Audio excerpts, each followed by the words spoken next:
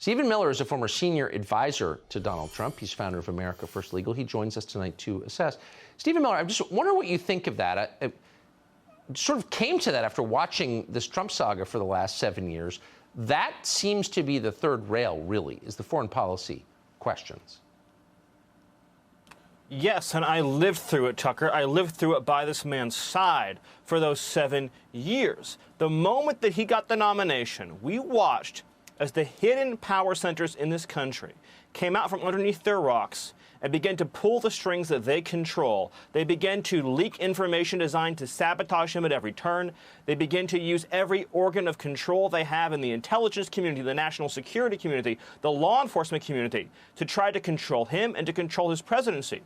Russia is the central example of this.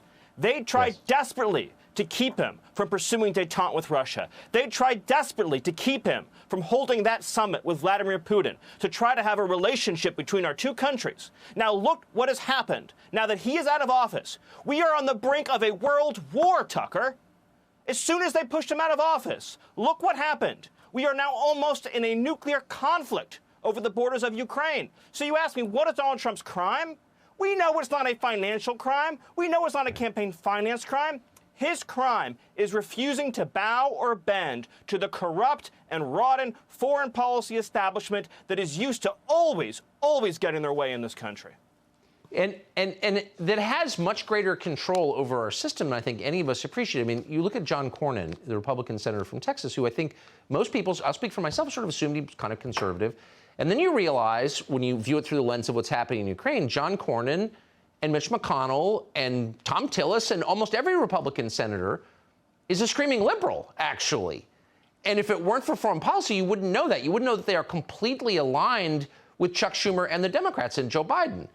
So there really is a uniparty on the most important questions. Well, there's obviously an ideological disease that courses through Washington when it comes to foreign policy and the sacrifice of our interest to foreign nations and foreign profits. But it's even deeper than that. And I know this because I also worked on the Hill for almost a decade. The intelligence community is able to manipulate the intelligence process and the relationship with lawmakers in order to obtain the answers that they want from Congress. So when it comes to an issue like the Patriot Act, they can leak what they need to leak, they can push the narratives they need to push, they can manufacture the threats they need to manufacture, and they can work the relationships that they have in order to obtain the outcome that they want. And that has always been true on foreign policy for many, many, many years. Then Donald Trump comes up onto the scene of Washington, a man with whom they have no relationship, a man who has no affinity for them, who doesn't care about them, who doesn't value what they value. And this for them is a panic moment. It is a panic moment. And we are now living in the 7th year of that panic, turning our entire democracy upside down. And I will tell you, if a prosecutor in Manhattan can take control of our entire presidential election process, then by what definition can we say that we even have a democracy in this country? Right. No, I mean, we were mocked, I thought, justly by the president of El Salvador yesterday. He said, we're not going to take any more lectures about democracy from a country that interferes in its own elections like this. And unfortunately, he's right. He is. Stephen Miller, great to see you tonight. Thank you for that. Thank you.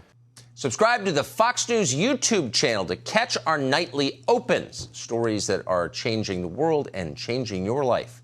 From Tucker Carlson Tonight.